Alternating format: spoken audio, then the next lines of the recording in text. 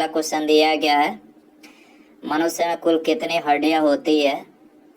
तो देखिए correct answer B हो जाएगा। मनुष्य में कुल 206 हड्डियां होती है, आपको याद रखना है। आगे बढ़ते हैं, दूसरा क्वेश्चन दिया गया है, नवजात शिशुओं में हड्डियों की संख्या लगभग कितनी होती है। तो देखिए नवजात जो शिशु होते हैं उनमें हड्डियों की संख्या लगभग 300 होती है। कितनी होती है? लगभग में 300 होती है। ऑप्शन सी यहाँ पर करेक्ट हो जाएगा। तीसरा क्वेश्चन दिया गया है, मनुष्य की खोपड़ी में कितनी अस्थियां होती है। मनुष्य जो खोपड़ी होती है उसमें हड्डियों की संख्या कितनी होती है। तो देखिए करेक्ट आंसर ऑप्शन ए हो जाएगा, 8 अस्थियां होती है। चौथा क्वेश्चन दिया गया है, मनुष्य शरीर में पसलियों के कितने जोड़े होते हैं। तो देखिए पसलियों के जो जोड़े होते हैं वो 12 जोड़े, इस तरह से पूछा जाए 24 होते हैं, जोड़ा में 12 जोड़े। ऑप्शन यहाँ पर करेक्ट हो जाएगा। पांचवा क्वेश्चन दिया गया है, शरीर की सर्वाधिक प्रबल अस्थि होती है। तो देखिए करेक्ट आंसर बी हो जाएगा। जबड़े की जो अस्थि होती है ये शरीर की सर्वाधिक प्रबल अस्थि होती है। छठा क्वेश्चन दिया गया है, मानव शरीर की सबसे छोटी हड्डी है। तो देखिए मानव शरीर की जो सबसे छोटी हड्डी है वो है स्टेपिस, जो कि कान में पाई जाती है। और मानव शरीर की सबसे बड़ी हड्डी पूछा जाए तो फीमर होती है, जो कि जांघ में पाई जाती है, आपको याद रखना है। सी यहाँ पर करेक्ट हो जाएगा। मानव शरीर की सबसे लंबी हड्डी है। तो देखिए लंबी हड्डी फीमर बता ही चुके हैं, फीमर जो कि जांघ की हड्डी होती है। आठवां क्वेश्चन है, निम्नलिखित में से कौन मानव के पैर की हड्डी नहीं है।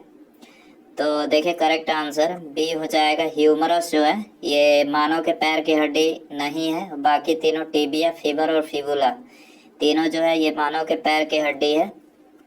ह्यूमरस अस्थि कहाँ पाई जाती है? ह्यूमरस अस्थि, तो देखिए करेक्ट आंसर सी हो जाएगा, ऊपरी भुजा की हड्डी। ह्यूमरस अस्थि कहाँ पाई जाती है? ऊपरी भुजा में। ठीक है। मनुष्य शरीर में पैरों की हड्डी,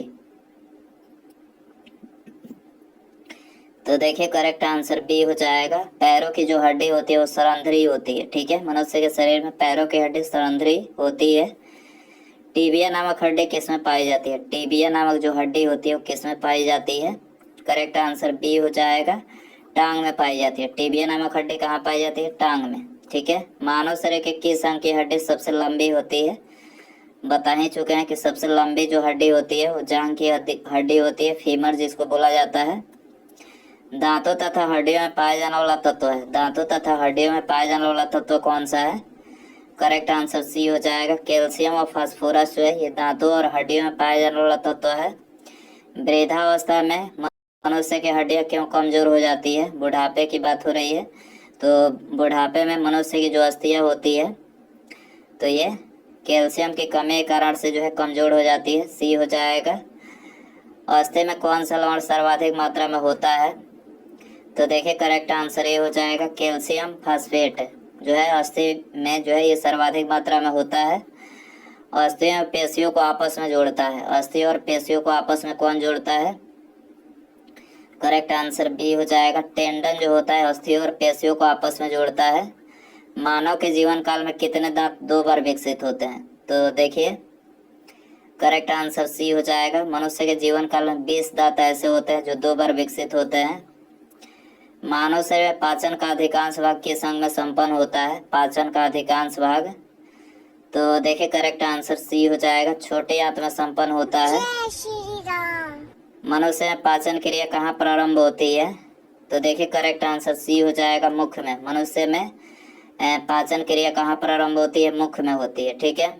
मनुष्य पाचन नली लगभग कितने फीट लंबी होती है? करेक्ट आंसर डी हो जाएगा, 32 फीट। ठीक है। मनुष्य की जो पाचन नली होती है वो 32 फीट लंबी होती है, 32 फीट। ठीक है। मुख में मंड यानी स्टार्च का शर्करा में पाचन किसके द्वारा होता है? तो देखिए करेक्ट आंसर बी हो जाएगा, टाइलिन के द्वारा। ठीक है। अगला क्वेश्चन दिया गया है, पाचन तंत्र का हिस्सा नहीं है। तो देखिए यहाँ पर करेक्ट आंसर सी हो जाएगा, कॉर्निया जो है ये पाचन तंत्र का हिस्सा नहीं है। बाकी यकृत, पित्ताशय और आंत तीनों जो है यहाँ पर पाचन तंत्र का। शरीर के लिए एंजाइम आवश्यक होते हैं क्योंकि, तो देखिए शरीर के लिए एंजाइम ऑप्शन डी करेक्ट हो जाएगा। ये जीव रासायनिक क्रियाओं के उत्प्रेरक हैं, इसलिए आवश्यक होते हैं। दुग्ध प्रोटीन को पचाने वाला एंजाइम है, वेरी इंपॉर्टेंट। दुग्ध प्रोटीन को पचाने वाला एंजाइम कौन सा है? करेक्ट आंसर सी हो जाएगा। रेनिन जो है दुग्ध प्रोटीन को पचाने वाला एंजाइम है। अधिकतम पोषक तत्व रक्त में कहाँ से अवशोषित किए जाते हैं? तो करेक्ट आंसर सी हो जाएगा, छोटी आंत से। अधिकतम पोषक तत्व रक्त में छोटी आंत से अवशोषित किए जाते हैं। लार में कौन सा एंजाइम पाया जाता है? लार में, तो करेक्ट आंसर बी हो जाएगा। टाइलिन एंजाइम जो है लार में पाया जाता है। पेट में भोजन को पचाने के लिए निम्नलिखित में से किसकी खास आवश्यकता होती है? तो करेक्ट आंसर सी हो जाएगा। पेट में भोजन को पचाने के लिए एंजाइम की खास आवश्यकता होती है। लार किसके पाचन में सहायक होती है? करेक्ट आंसर बी हो जाएगा। लार जो है स्टार्च के पाचन में सहायक होती है। मानव के आमाशय में अम्ल एक्स उत्पन्न होता है जो भोजन के करता है। एक्स है भोजन के पाचन में सहायक, तो करेक्ट आंसर सी हो जाएगा। हाइड्रोक्लोरिक अम्ल सहायक है भोजन के पाचन में, ठीक है। मानव शरीर में भोजन का रक्त द्वारा अवशोषण कहाँ सर्वाधिक होता है?